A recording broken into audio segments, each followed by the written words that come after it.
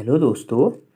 जो एलटी उत्तराखंड का पेपर हुआ था 8/7/2021 को जो पेपर हुआ था उसमें जो फिजिक्स और मैथमेटिक्स का था, मतलब बीएससी मैथमेटिक्स साइंस ग्रुप का स्ट्रीम का था, उसके जो क्वेश्चन आए थे वो मैंने सॉल्व कर रखे हैं। ठीक है दोस्तों, दो वीडियो बना रखी है, एक पहली वीडियो एक दूसरी वीडियो। ठीक है, तो देखो मैं सॉल्यूशन दे बता रहा हूँ। देखो दोस्तों, कोई क्वेश्चन गलत भी हो सकते हैं आंसर, लेकिन मैक्सिमम क्वेश्चन क्या है, एक्यूरेट है। मतलब 99.9 क्वेश्चन मैंने एक्यूरेट डाले हुए हैं। ठीक है दोस्तों, तो देखो क्वेश्चन स्टार्ट करते हैं 55 से। देखो दोस्तों, क्या था 20 से 50 तक के बीच के क्वेश्चन क्या थे, वो पेडागोजी के थे। मैं 55 से शुरू कर रहा हूँ। ठीक है, देखो 55वां क्वेश्चन था, the empirical relation between mean median and mode is. ठीक है, तो इसका करेक्ट ऑप्शन सी था। ठीक है, क्या mean minus mode is equal to 3 into mean minus median. ठीक है, देखो हिंट क्या है इसकी, देखो मोड बराबर होता है 3 median, 3 into median minus 2 into mean. अब देखो उसने क्या कर रखा है, मीन को भी 3 कर रखा है। ठीक है, देखो मीन को 3 करेंगे तो यहाँ देखो, यहाँ माइनस करना पड़ेगा ना। देखो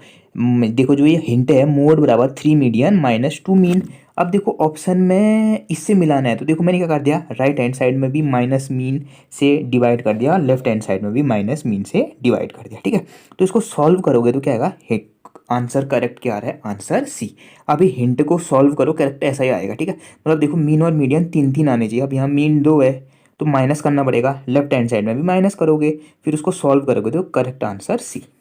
ठीक है, अब देखो कोई दोस्तों एक दूसरा क्वेश्चन आया था, what is the maximum power that can be drawn from a 12 volt battery that has internal resistance of 0.25 ओम। ठीक है, तो देखो पावर होती है वी आई कहो या वी स्क्वायर अपॉन आर। ठीक है, तो देखो पावर वी की जगह 12 वोल्ट, रेजिस्टेंस की जगह 0.25, तो इसका करेक्ट ऑप्शन है 576 वोल्ट। ठीक है, ये हो गया, तो करेक्ट ऑप्शन इज डी। ठीक है दोस्तों, उसके बाद देखो question number 57, if determinant this is equal to 0 then x is. ठीक है, तो देखो डिटर्मिनेंट दे रखा है आपको, ये बराबर 0 है, तो एक्स की वैल्यू निकालनी है, बस सॉल्व करनी है, क्वाड्रेटिक इक्वेशन बननी थी। देखो इसका जो करेक्ट ऑप्शन था 1 था, ए मतलब ऑप्शन ए -1,6 सॉल्यूशन दे रखा है। देखो दोस्तों मैंने सॉल्यूशन करके इसके आंसर आ रहे थे, देखो -1,6, तो करेक्ट ऑप्शन इज ए।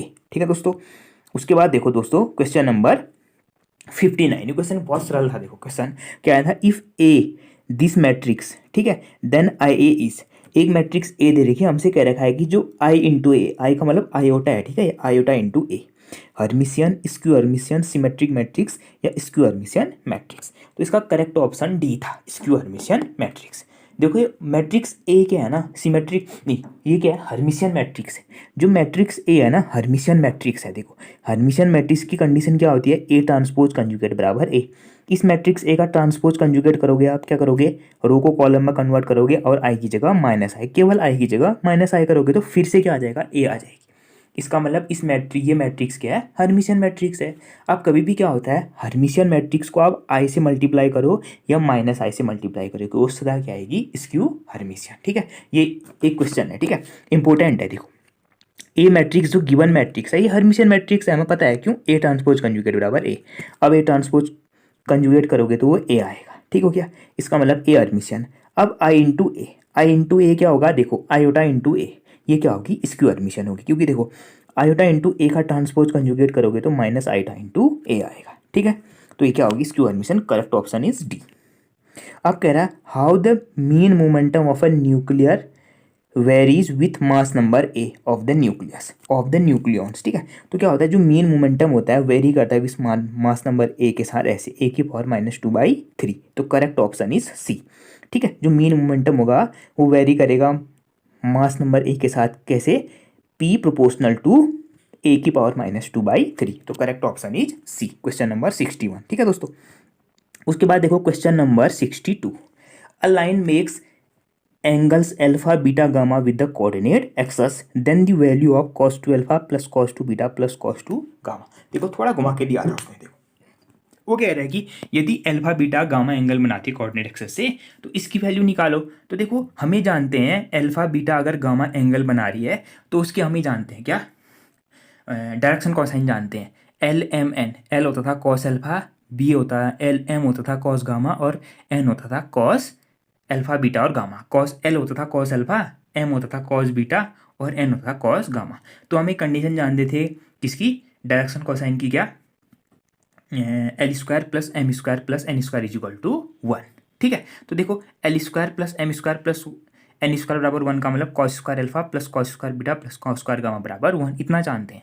अब देखो कॉस टू अल्फा क्या होता है, 2 कॉस स्क्वायर अल्फा माइनस 1। ठीक है, cos two beta 2 cos square beta minus 1 और cos two gamma 2 cos square gamma minus 1। अब इसमें से देखो 2 वाले कॉमन ले लिए, तो देखो 2 कॉमन लिया तो cos square alpha plus cos square beta plus cos square gamma. ठीक है दोस्तों, कॉस स्क्वायर अल्फा है फर्स्ट में, माइनस देखो 1 1 1 क्या हो जाएगा -3। अब देखो 2 into cos square alpha plus cos square beta plus cos square gamma, ये होता है क्या, direction cosine l square plus m square plus n square, इसकी वैल्यू 1। तो देखो 2 into 1 -3, 2 -3 -1, correct option is B. ठीक है दोस्तों, हिंट है बस ये। ठीक है, उसके बाद देखो एक क्वेश्चन, देखो a particle is projected at 30 degree 60 degree from horizontal with kinetic energy K, the kinetic energy at the highest point would be. ठीक है दोस्तों, क्वेश्चन था प्रोजेक्टाइल मोशन का। ठीक है, देखो प्रोजेक्टाइल मोशन में एक पार्टिकल को हम क्या कर रहे हैं, इनिशियली क्या कर रहे हैं, 60 डिग्री के एंगल पर फेंक रहे हैं हॉरिजेंटल से। ठीक है, इनिशियल काइनेटिक एनर्जी के है, वो कह रहा है कि हाईएस्ट पॉइंट पर काइनेटिक एनर्जी की होगी।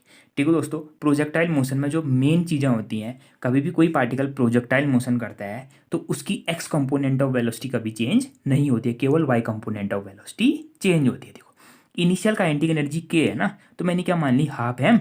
अब देखो प्रोजेक्टाइल मोशन एक 2D मोशन होता है, तो देखो मैंने क्या मान ली, वेलोसिटी के component v x square plus v y square. ठीक है, तो देखो इनिशियली 60 डिग्री के एंगल पर फेंक रहे हैं, तो मैंने क्या मान लिया, वी एक्स बराबर क्या, v cos 60 degree, v y बराबर वी साइन 60 डिग्री, तो उनका स्क्वायर क्या हो जाएगा, v square cos square 60 degree plus v square sine square 60 degree. ठीक है, तो देखो cos square theta plus sine square theta 1, तो cos square 60 degree plus sine square 60 degree बराबर 1। इसका मतलब इनिशियल काइनेटिक एनर्जी के बराबर क्या होगा, हाफ एम वी स्क्वायर। ठीक है, अब वो कह रहे हैं हाईएस्ट पॉइंट पर इसकी काइनेटिक एनर्जी निकालो।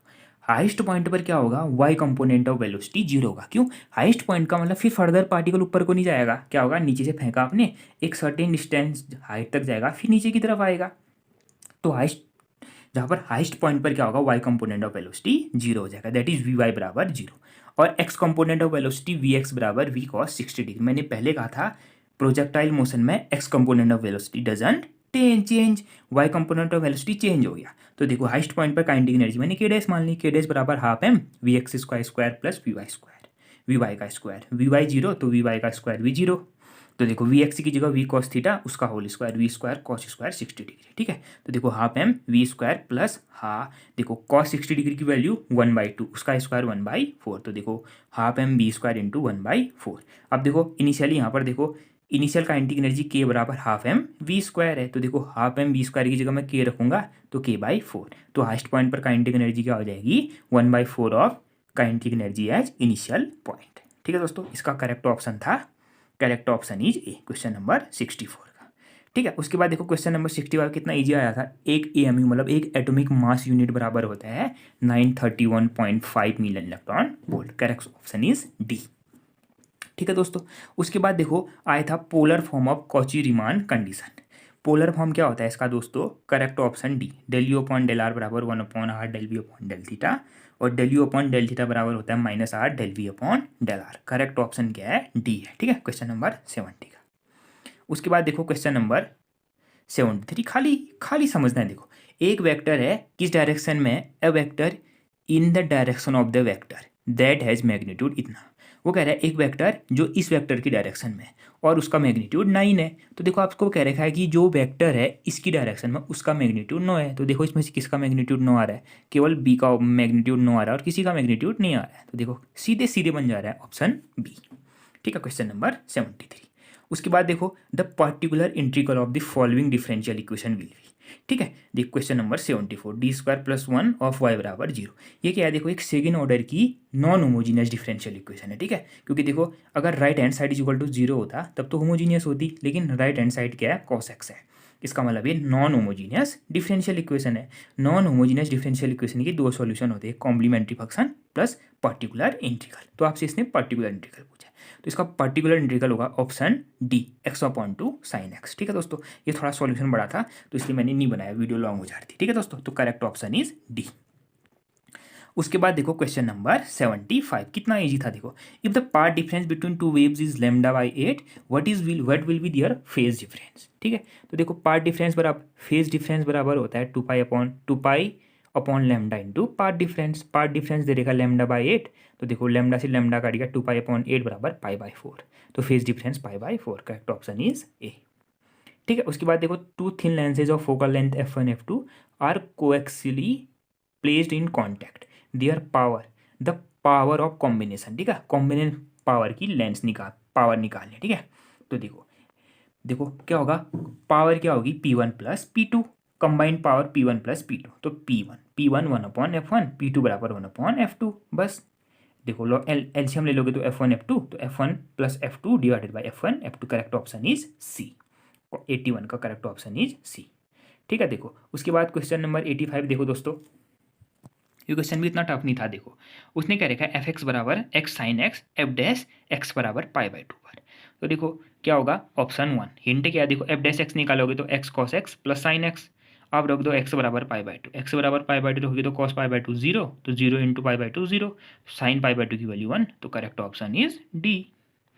ठीक है, अब देखो the sum of the square of the first n natural numbers, ठीक है, n स्क्वायर, 1 का स्क्वायर 2 का स्क्वायर अप टू सन n स्क्वायर, तो क्या होता है करेक्टली, तो सीधे फॉर्मूला है n+1 2n+1/6, correct option is B. ठीक है दोस्तों, उसके बाद देखो the value of limit x tends to infinity है, ठीक है, देखो 8 नहीं हो, x tends to infinity log x/x, इसका करेक्ट ऑप्शन था डी 0, एल हॉस्पिटल रूल लगा लोगे तो बन जाएगा। ठीक है, देखो limit x tends to infinity log x/x, अलग अलग लगाओगे, ऊपर log x का डिफरेंशिएशन 1/x, x का 1, तो देखो 1/x/n 1, x बराबर इन्फिनिटी रखोगे तो 1/∞, समथिंग अपॉन इन्फिनिटी 0 होता है, तो करेक्ट ऑप्शन इज डी।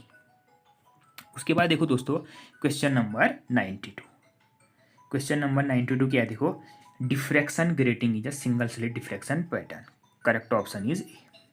अब उसी प्रकार से देखो which of the following option is correct for the relation between E and A, तो ये दोस्तों ये है, ई होता है शिफ्ट ऑपरेटर और लैम्डा होता है बैकवर्ड डिफरेंस ऑपरेटर, तो इनके बीच का जो रिलेशन होता है ना, ये होता है बैकवर्ड डिफरेंस ऑपरेटर ई बराबर 1 माइनस ई इनवर्स शिफ्ट ऑपरेटर का इनवर्स। देखो इसको आप सॉल्व करोगे तो ऑप्शन ए सही आ रहा है, देखो ई इनवर्स को इस साइड ले आओगे तो ई इनवर्स बराबर 1 माइनस बैकवर्ड डिफरेंस ऑपरेटर। ठीक है दोस्तों, मैंने सॉल्व भी कर रखा है नीचे, देखो backward difference operator F x बराबर क्या, F x minus F x minus x, ई inverse F x minus H. ठीक है दोस्तों, इसको सॉल्व करोगे तो ये आएगा, देखो डेल बैकवर्ड डिफरेंस ऑपरेटर बराबर 1 माइनस ई इनवर्स, सॉल्व करोगे तो क्या, ई इनवर्स बराबर 1 माइनस बैकवर्ड डिफरेंस ऑपरेटर।